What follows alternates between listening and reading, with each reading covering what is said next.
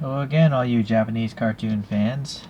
I'm not really watching them myself, but I do like diecast cars. And so this is a Aoshima branded vehicle, and it's got the K-On livery. K-On is some sort of Japanese cartoon about some girls in a band, I guess. And itasha is all about sticking Japanese mangas onto your cars. And so that's what we have a model of. This looks like it's brand new. Out. I have a feeling this is a pretty old model, just based on how old yellow that tape was. But I don't really know. So this must have a body kit, this Amamiya on this RX8. Alright, sorry, let's get this out. So, I couldn't really find a K-On one. Maybe it exists, I'm not sure, but that's an RX8. It's kind of hard to tell with all this craziness, with these graphics, right? We'll just have to, well, I do feel like the headlights are too big or something. No, maybe not. Maybe at that angle they're not. Alright, well, let's see what other things we can find through this graphic scheme. One thing I do know is this is a decal and I don't like it because right here there's an air pocket. Yeah, you see I just pushed it down. If this is an old, I don't know, I'm surprised that actually didn't crack right there. Alright, so if you want to learn more about K-On, there's the website. And this might be a character from the show. I don't know. I do feel these wheels, the spokes look too thick to me. Although I don't know what these wheels are. They just look thick. But it's nice that there's air passing between the spokes, so that's realistic. It's actually better than most Aoshima wheels. Most of the time they're blanked off. Can kind of see a door panel line there. Seems okay. There's black paint around the window frame, casted in mirrors. So the clear headlights, I guess they're okay. There's some indication that it looks like there might be light bulbs behind that lens.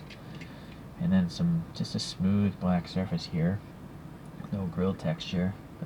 And then some black in these little vents as well.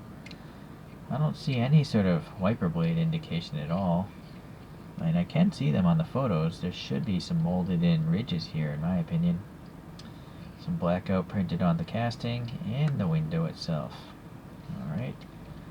Yeah, decal up here. Pleasantly it's not cracked or anything like that. And then we have a separate plastic wing with the decal as well. It's quite high actually. It's rigid plastic. I do like that the license plate has something in it. It's not just a blank plate. And these taillights look really nice. They're clear, but they have the red here. Yeah, and then the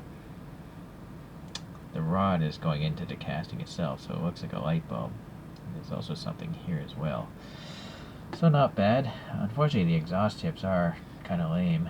There's no center to them. They're just, flat. But I guess they're at least painted silver, so it could have been worse. And then it is nice that these are screwed together because you can, take it apart. Oh, this is really rare for Aoshima. First, they write the brand. That's rare. And then they tell you the scale in the car. That's also rare. Most of my Aoshimas, like the Grachans, have nothing on the bottom of them at all. So you see the tires, they're pretty nice. They look relatively realistic to me. This one, it's a little rusty or something, but it does roll. And then you have your typical black molded interior, but without, flashlight, you're not going to see much of it, so I'm not even going to bother.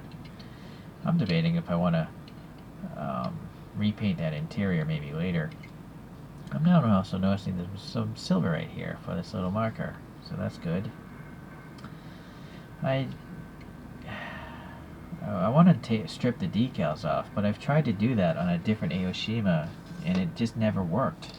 So I guess I might have to just leave this alone.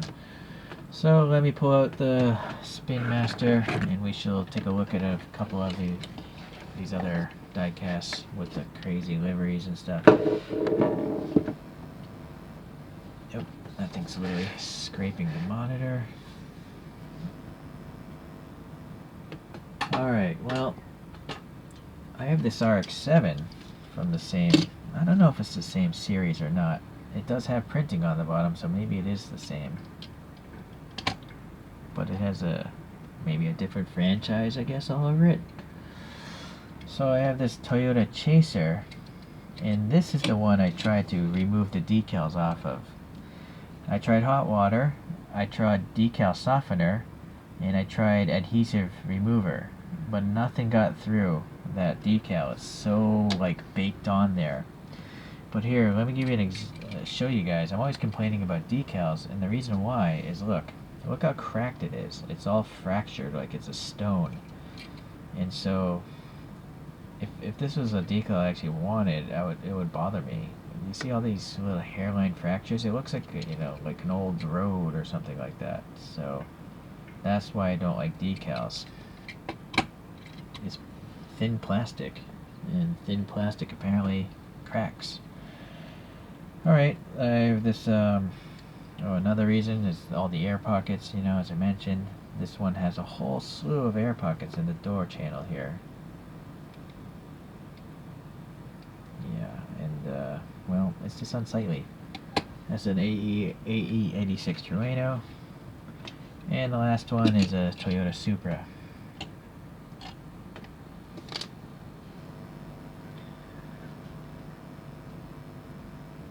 So, this is the most colorful rotating display I've ever showcased.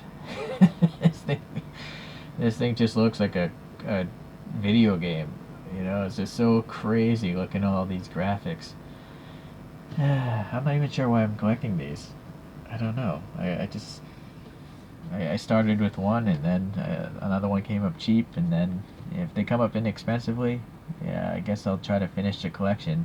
Although I don't even know what is in this collection, so I haven't even bothered to research it, because truthfully it's not high on my list of priorities. But maybe it is for you.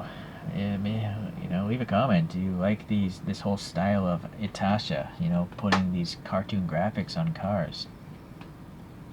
Everyone has their own opinions. Alright, well, thanks for watching. I'll see you the next time again, Aoshima. Alright, bye.